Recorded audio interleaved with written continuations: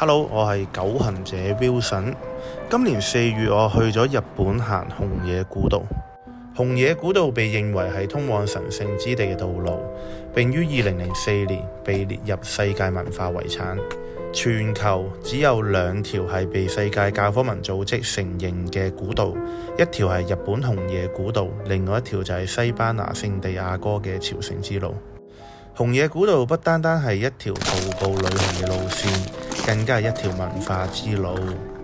沿途嘅神社、寺廟、歷史遺跡都見證住日本宗教同埋文化嘅發展。所以我哋朝聖者喺旅途中不單單可以欣賞到自然嘅美景，更加感受到心靈嘅洗滌同埋安寧。而我今次行嘅係中邊路，係最熱門嘅熊野古道路線。由西方嘅田邊市開始，向東延伸至到壯麗嘅紀伊山地，連接住熊野本宮大社、熊野蓄玉大社同埋熊野那智大社呢3座最著名嘅神聖之地。好，事不宜遲，咁就由大家跟住我嘅片段，陪我一齊行朝聖之路。咁喺徒步嘅第一日呢，我就好早起身，咁就由旅館出發，行過去車站，準備搭車去到徒步嘅起點。咁而好彩啦，租咗依間旅館呢，行過去車站呢，非常之近，只需要大約2至3分鐘嘅步程。順利到達車站，依架班次呢就會帶我哋去到旅程嘅起點桐鳩王子站。車上面嘅乘客呢都係一齊行中邊路嘅朝聖者。咁啱啱好落車啊！咁趁有時間呢，就同大家講一講呢個熊野古道嘅背景啦。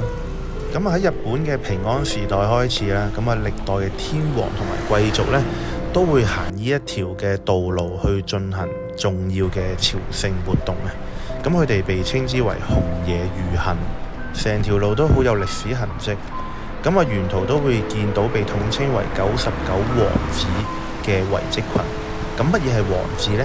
就係當其時嗰啲皇室貴族呢，就會喺神社裏邊呢稍作停留同埋休息嘅。咁然後呢啲神社佢哋就會稱為王子。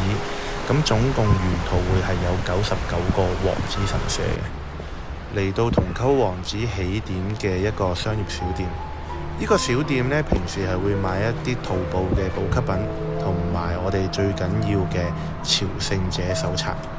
咁呢本徒步者手冊係好重要㗎，我哋係要透過沿路嘅王子神社去裏邊蓋章，咁透過蓋章以證明我哋行過嘅路線，到最後呢，我哋就可以攞到我哋嘅徒步證書啦。好，先等我蓋今次旅程嘅第一個蓋章——桐鳩王子蓋章。蓋完章，我哋正式出發。穿過呢個鳥居，我哋就正式踏入呢個熊野古道。咁然後呢，開始冇耐呢，就已經係一個爬坡嘅路段。咁走咗冇耐呢，就會去到一個地方叫胎內重生石嘅地方。咁傳聞就係話呢，如果穿過呢嚿石通過去對面呢，就代表你重生嘅。咁但係好明顯個空間呢，非常之細啊，咁唔適合我而家咁肥大嘅身形。咁所以我無奈放棄。總括嚟講呢，熊野古道呢係一條好適合徒步嘅路線嚟嘅。咁首先佢嘅困難度呢，其實就唔算話特別高嘅。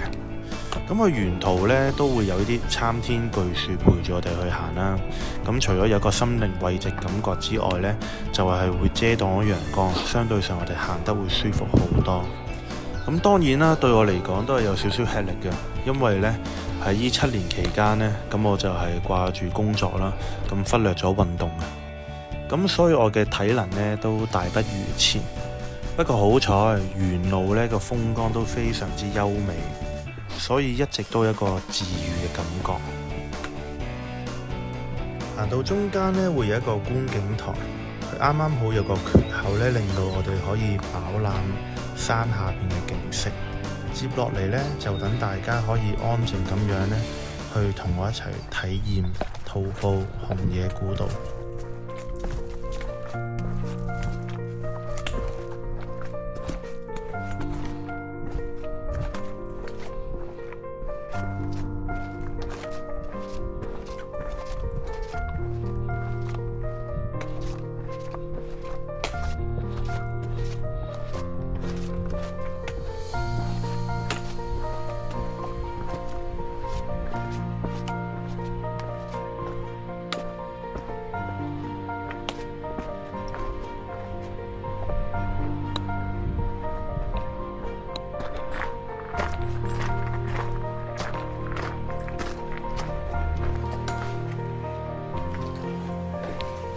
morning, konnichiwa。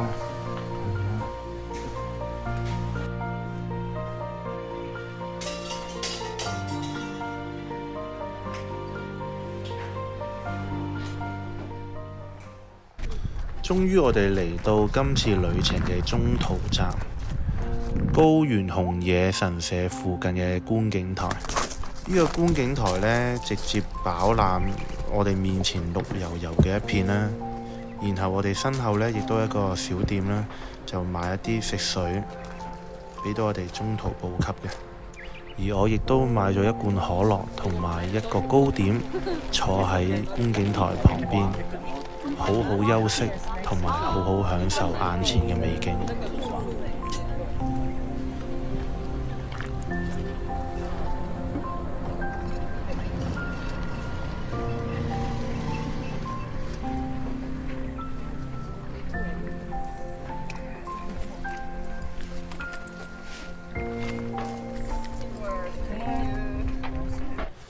食完就繼續上路。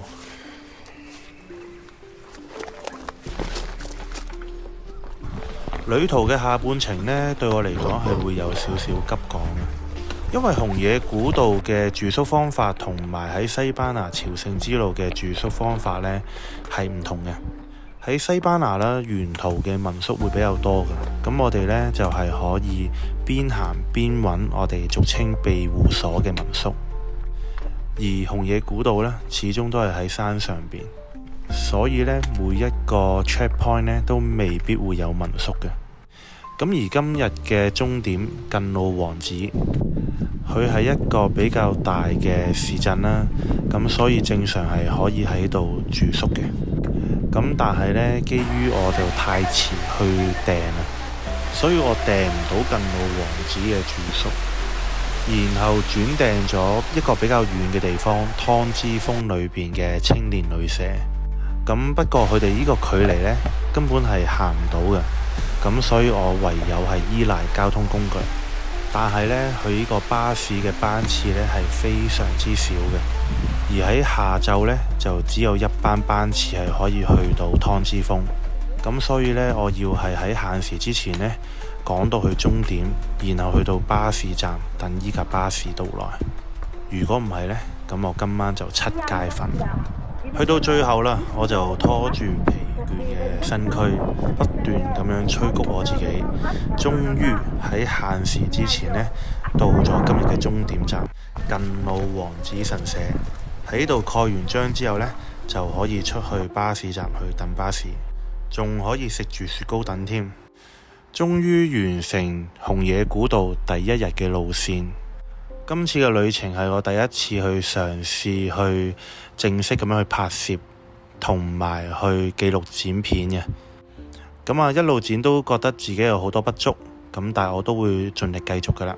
所以大家如果係鍾意我呢條片嘅話呢，希望大家可以多多支持 Like、Share 同埋 Subscribe 我嘅 channel。多謝大家。